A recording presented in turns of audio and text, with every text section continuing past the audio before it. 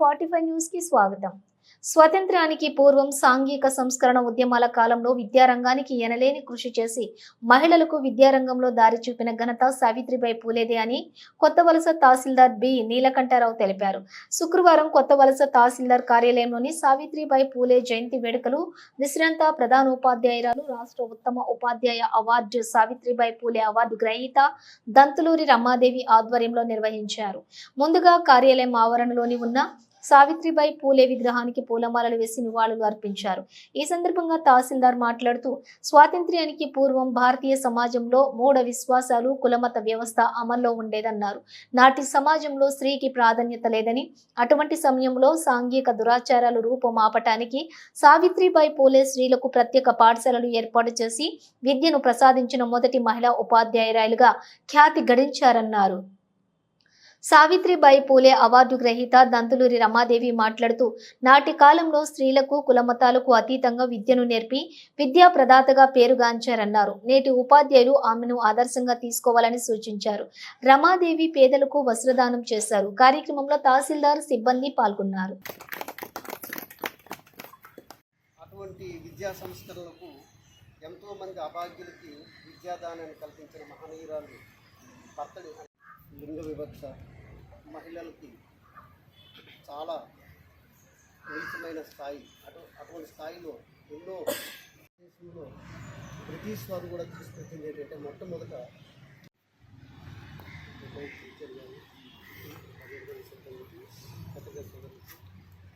సందర్భంలో ఒక టీచర్గా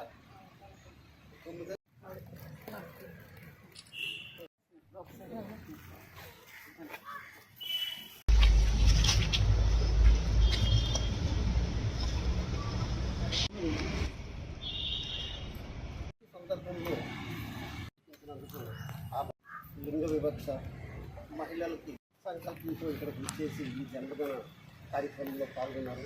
మేడం గారు కూడా నేను ప్రత్యేక భర్త యొక్క సహకారంతో విద్యను అభ్యసించి ఒక టీచర్గా మహోన్నతమైన సేవలు అందిస్తూ ఒక పాఠశాలను కూడా స్థాపించి ఎంతోమంది అభాగ్యులకి విద్యను కల్పించిన మహనీయురాలు.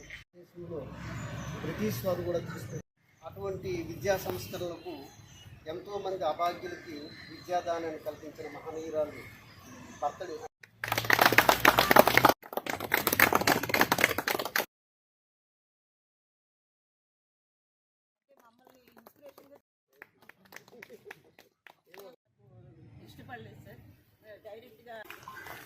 సావిత్రిబాయి పూలే జన్మదినోత్సవం పురస్కరించుకొని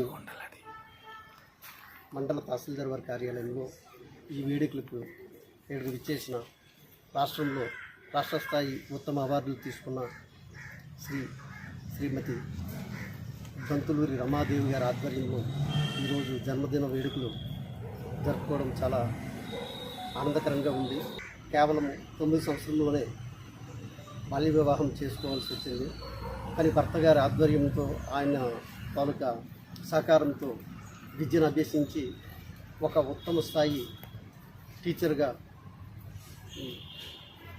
పేరుంది. ఎన్నో విద్యా సంస్కరణలు తీసుకొని రావడం జరిగింది. ఆనాటికి చాలా మూఢనమ్మకాలు, అదేవిధంగా కుల వివక్ష, లింగ వివక్ష, మత వివక్ష, అన్ని రకాల ఏవైతే బ్యాక్వర్డ్కి సంబంధించిన అంశాలు ఉన్నాయి, అన్ని అంశాలు కూడా భారతదేశంలో ఆ రోజు పేర్కొని ఉన్నాయి.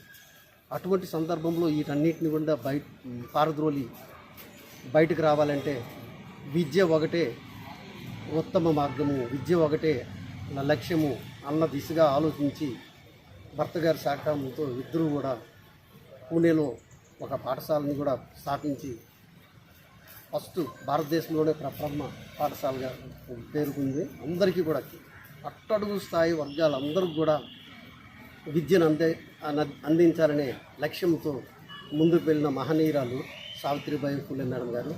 ఆమె దినోత్సవాన్ని ఈ తహసీల్దార్ వారి కార్యాలయంలో రాష్ట్ర స్థాయిలో ఎన్నో ఉత్తమ సేవలు అందించి టీచర్గా ఎన్నో ఉత్తమ అవార్డులు గెలుపొంది జాతీయ స్థాయి వరకు కూడా టీచర్కి నామినేట్ చేయబడిన శ్రీమతి దంతులూరి రమాదేవి గారిని కూడా మనం ఆదర్శంగా చేసుకొని మన విద్యను మరింత గా విద్యా సంస్కరణలు తీసుకొచ్చి ప్రపంచంలోనే అత్యున్నతమైన దేశంగా భారతదేశం ఈరోజు సావిత్రిబాయి పూలే పుట్టినరోజు సందర్భంగా మన కొత్తవలస మండలం ఎంఆర్ఓ ఆఫీస్లో నేను రావడం జరిగింది.